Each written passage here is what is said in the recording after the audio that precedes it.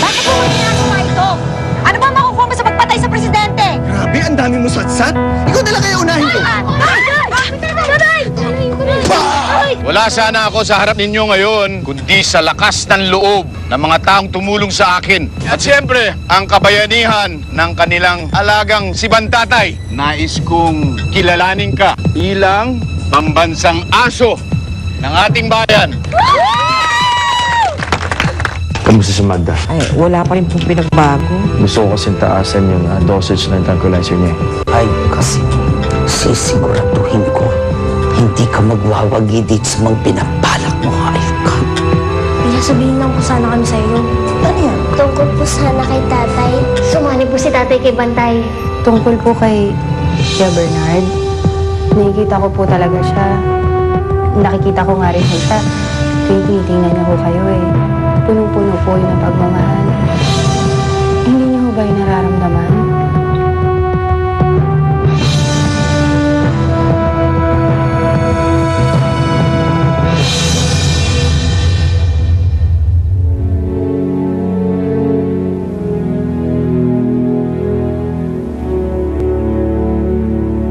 Totoo naman ho kasi sinasabi ng mga bata eh. Ako mismo nakikita ko si Kuya Bernard. Nakikita at nakakausap ko nga si Kuya Bernard eh. At saka alam niyo po, kapag masaya po mga anak ninyo, nakikita ko rin po siyang ngumiti. Madalas ho, ako rin ho yung nagpaparating sa mga bata ng mensahe ni Kuya Bernard. Nakikita ko po talaga siya.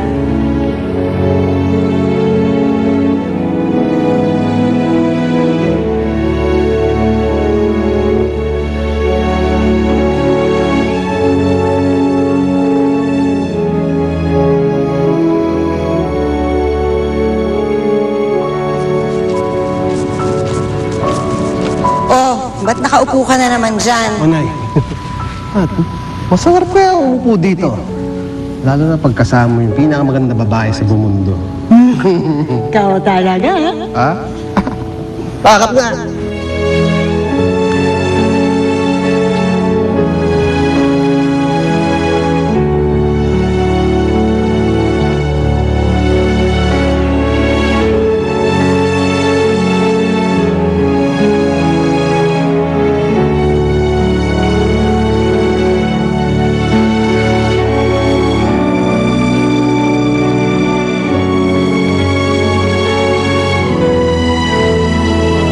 And they live happily ever after. Tapos na. Nanay. Alam niyo po, Nay, hirap na hirap din po kami paniwalaan na sinasabi po na Ate Joanna nun na kay Bantay po si tatay. Pero ang ginawa po ni Bantay, inaramdam po niya sa amin kung gaano po kami kamahal ni tatay noon nung nabubuhay pa siya. Inalagaan niyo po kami. Nung nakitira pa po kami sa kalye. Sobrang pong asikaso niyo sa akin. Nagkasakit po ako, Nay. Kahit nasa katawang aso siya, nagihad lang niya, Nay, para hindi niya kami matulungan. Nagtrabaho siya para magkapera kami, para mapagamot namin si Farah. Palagi po niya kami pinoprotektahan, tsaka hindi po niya kami pinapabayaan, Nay. Sa lahat ng pagkakataon na kailangan namin ng isang ama, andun si tatay. Tinupad niya yung pangako niya sa akin. Hindi niya kami iniwan. Kahit binalik po siya ng Diyos sa asong anyo, hindi po naging hadlang yun para maipakita po niya sa amin yung pagmamahal niya.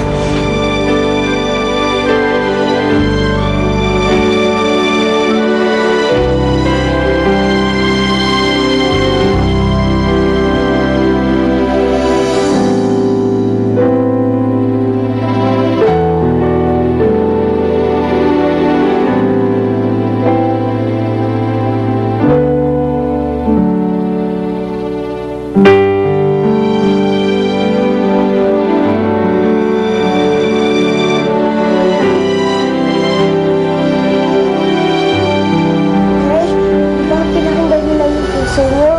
Kaya niyo kami naalala at tinanggap na kami mga anak niyo. Nanay, bakit hindi niyo po gawin ulit yun? Pakinggan niyo po ulit yung puso niyo. Diyan niyo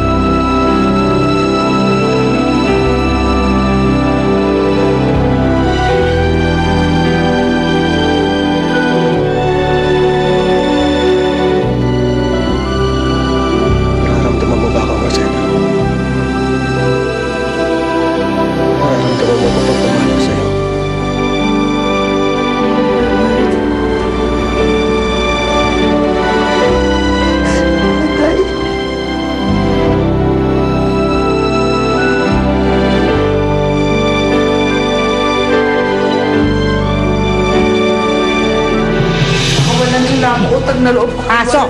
Wala Pasok akong nyo! sakit. Wala akong sakit. Maawa kayo sa akin. Wala akong sakit. Maawa kayo sa akin. Maawa kayo. Wala akong sakit. Magna, please. Pakawalan mo na ako. Wala akong sakit. Hindi ako baliw. Yan ang Utang na loob. sinasabi niyong lahat. Hindi ako baliw. Higa niyo nga, higa niyo ng maayos. Tumigil ka, tumigil ka! Hindi. Maawa kayo. Tumigil ka, tumahimik ka! Maawa kayo. Nurse! Pakawalan niyo na ako. Ayoko na dito. Nurse! Ayoko na dito. Kunin niyo yung tranquilizer. Bilisan niyo, bilisan niyo! Maawa kayo sa akin. Wala akong sakit. Wala akong sakit, anak.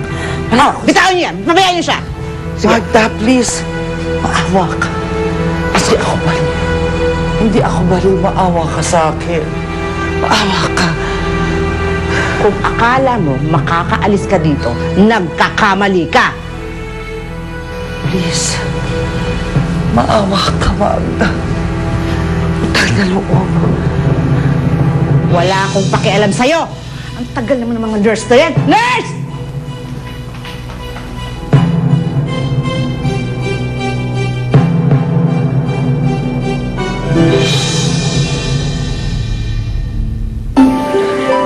Marcela, mahal na mahal kita. Hindi dumating ang araw na hindi kita hinanap. Mahal na mahal ka namin ng anak mo. Mahal na mahal kita, tatay. Mahal na mahal. Tawarin mo ako. Tawarin mo ako, Bernard. Tawarin mo ako, Bernard. Sa lahat ng magandang pagkukulang ko sa'yo. Pinagsisihan ko pag-alis ko noon. Pag hindi pag-ayos sa'yo. Tawarin mo ako. Hindi siguro nangyari ang lahat ng ito kung hindi ako umalis ng ganun-ganun lang. Sana hindi ka namatay. Sana hindi ka nawala sa amin ng mga bata. Marcela, wala kang kasalanan. Wala kang kasalanan. Ang mahalaga, naniniwala ka na andito ako sa loob ni Bantay. Kahit kailan hindi kita iiwan. Hindi ko kayo iiwan. Mahal na mahal ko kayo. Mahal na mahal ko kayo.